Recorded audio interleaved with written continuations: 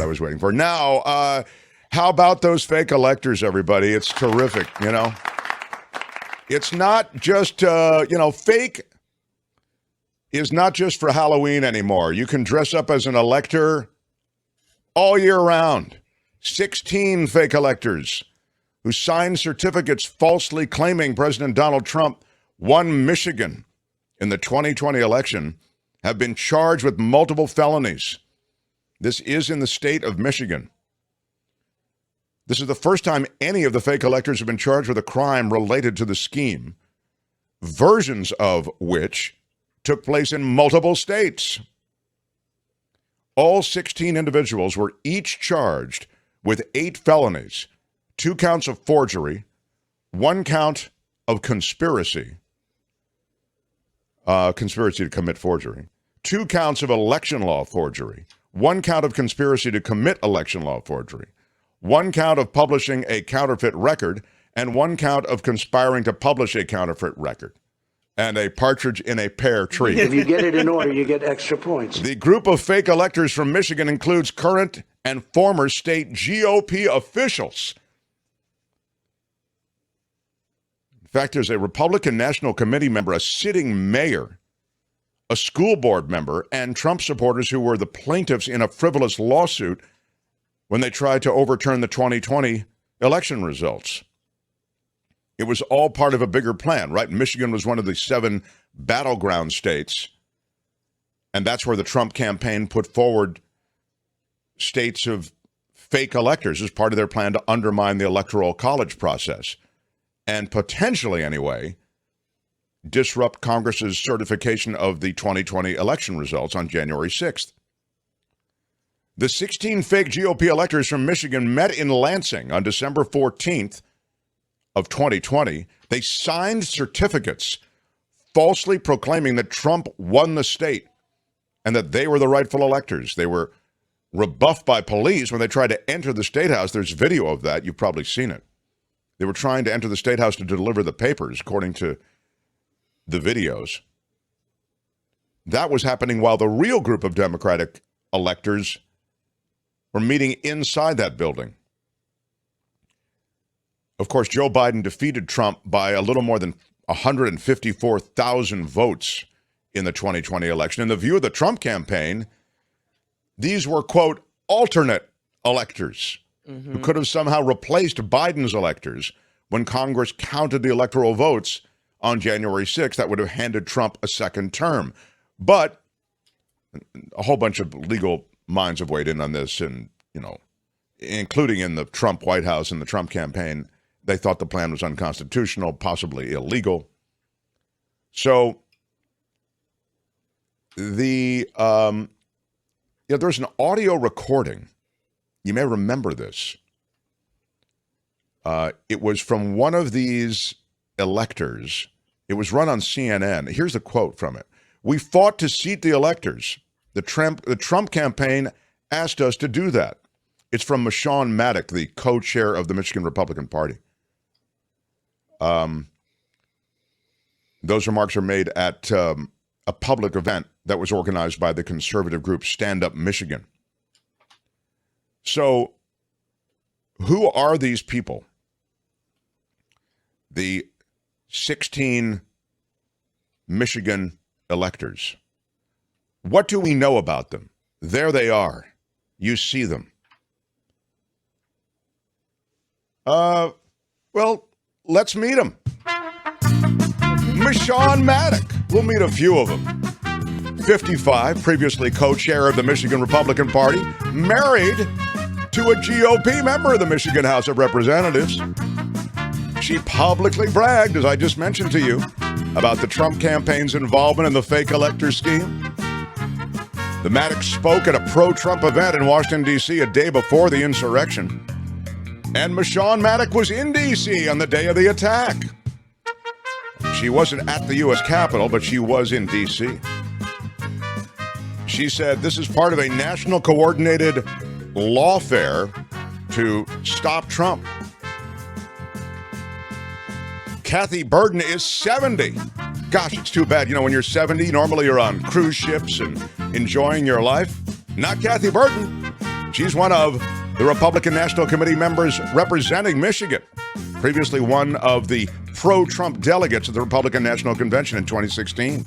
How about Kent Vanderwood? He's 69 years old. He's the current mayor of Wyoming, Michigan. That's right, you heard it right. He's the mayor. It's a small city near Grand Rapids. He was previously a longtime member of the Wyoming City Council, won the mayor's race last year, and during the 2020 campaign, he was chair of the 2nd District Republican Party. Amy Facinello. She's got a great last name and a great plan to overturn the election. She's 55, elected in 2020 as a member of the school board in Grand Blanc, B-L-A-N-C, Grand Blanc. It's a suburb of Flint.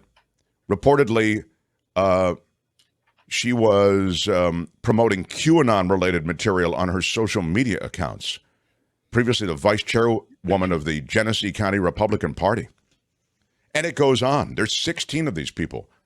It seems to me they're all in their 60s and 70s.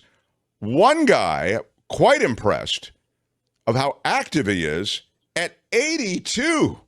Come on, for 82, and you're getting in there and hatching a plan to overturn the government. Got to give him some credit for that. John Haggard is his name. He's 82, one of the plaintiffs in a frivolous lawsuit that tried to overturn the 2020 results in Michigan. Again, most 82-year-olds are kicking it, listening to the Mark Thompson Show and leafing through TV Guide. But not John Haggard. He is ready to pose as an elector. He served as a legitimate Trump elector from Michigan in 2016 when Trump did narrowly win that state. There they are, the faces of fraud. And is he the Captain Kangaroo-looking guy down on the bottom right? No? He does look like Captain Kangaroo, that guy. Yeah. I don't know if that's the dude or not. We'd have to Google it. Cross-reference. Well, it's the yeah, go ahead. One of these alleged fake electors is a city clerk. And that's the person who's supposed to handle elections. So they know all about election law, right? They have no excuse. I was reading Michonne, the first woman that you talked about. Yes. She said, say Michonne, I say Michonne. Oh, Michonne, my bad. No, sorry. I don't know. I'm actually thinking maybe it's my bad. All right. Well, it's both our bads. All right. My bad. I'm sorry. Sorry. Yeah, exactly. This is the grand excuse. Well, they called us all into a meeting, and they asked us for the president, meaning Trump, to please sign these documents.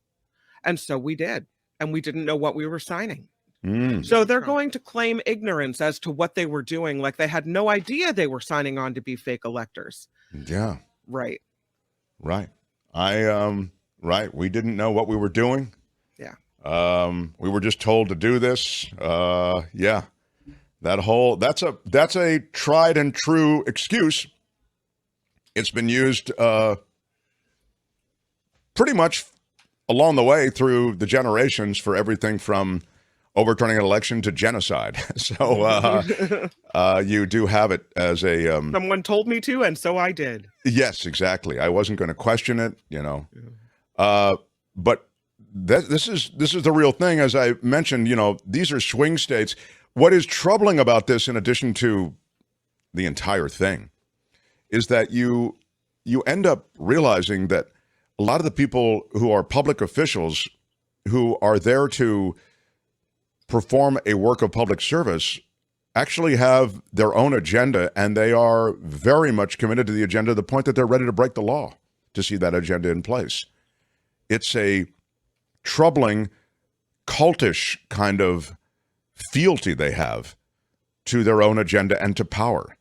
And I would say that this is the thing that troubles me most about America right now, is that there is, and you saw it in what you were talking about, Kim, was it yesterday when you were talking about the Secretary of State in Georgia, who was asked about, you know, would you vote for Trump again? Well, if it was, this is a guy who was strong-armed into overthrowing the election in his state. Better than Biden. Better than Biden, is what he's saying. So this elector scheme, you know, they didn't pull it off with any elegance, but they did have a plan. And in a weird way, it came close to altering the course of history and to overturning the election. It could have been something that succeeded, you know. It was a little bit of the gang that couldn't shoot straight, but it was also, I'll put it this way, and this is what concerns me, the next go-round, they may have their act together in a bigger way. Yeah. So I think wasn't it Giuliani that was allegedly running this whole fake electors portion of the scam? Because there's different wings and arms of the let's overturn the election scam, right? The fake electors part was overseen, according to CNN, by Rudy Giuliani. Right, and I want to ask John Rothman about that because Giuliani's not yet mentioned in any kind of target indictment or indictment letters that we are aware of. It makes me wonder, I mean, he would seem to have blood on his hands, and he's certainly hip deep in this thing. Are they waiting, or is he making a deal, Giuliani, such that he can avoid prosecution? Or anyway, I'm going to ask Rothman about that next. But that's the latest on the electors. They will, they're going to face the music now. Hi, it's Mark, and I thought that was great. Hit the notification bell. You'll know whenever there's a new video being dropped, and please subscribe to our channel to help us save the universe.